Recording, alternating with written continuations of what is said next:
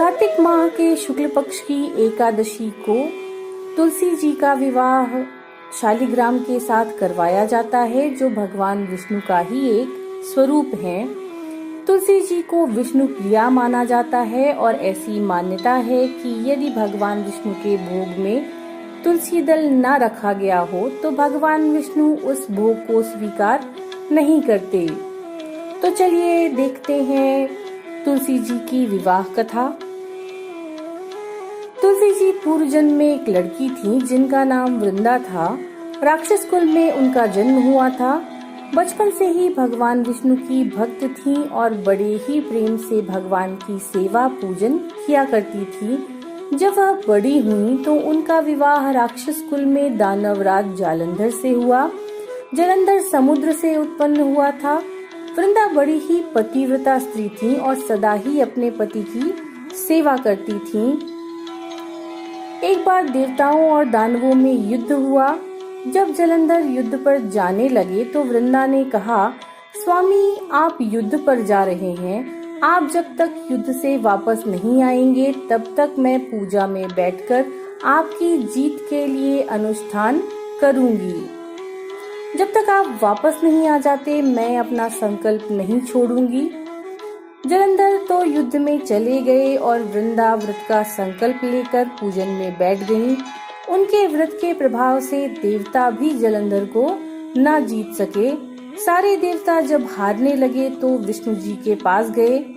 सबने भगवान विष्णु से प्रार्थना की तो भगवान कहने लगे, वृंदा मेरी परम भक्त है, मैं उसके साथ छल नहीं कर सकता।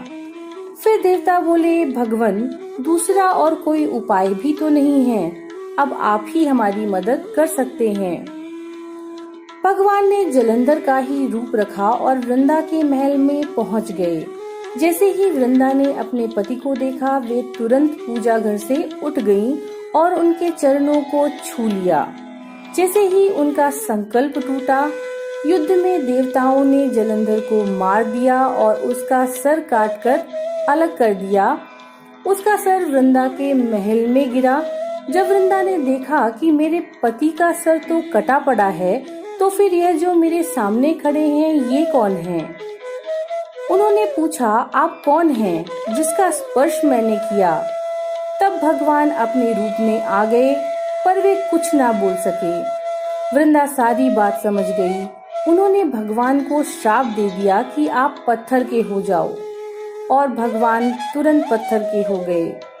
सभी देवता हाहाकार करने लगे और लक्ष्मी जी रोने लगी और प्रार्थना करने लगी। तब वृंदा जी ने भगवान को वापस वैसा कर दिया और अपने पति का सिर लेकर वे सती हो गईं।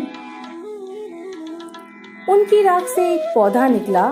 तब भगवान विष्णु ने कहा, आज से इनका नाम तुलसी है और मेरा एक रूप इस पत्थर के रूप में रहेगा जिसे शालिग्राम के नाम से तुलसी जी के साथ पूजा जाएगा। मैं बिना तुलसी जी के भोग स्वीकार नहीं करूंगा। तब से तुलसी जी की पूजा सभी लोग करने लगे और तुलसी जी का विवाह शालिग्राम जी के साथ कार्तिक माह में किया जाने लगा। देव उठावनी एकादशी के दिन इसे तुलसी विवाह के रूप में मनाया जाता है। तो यह थी तुलसी विवाह की कथा। नमो नारायण।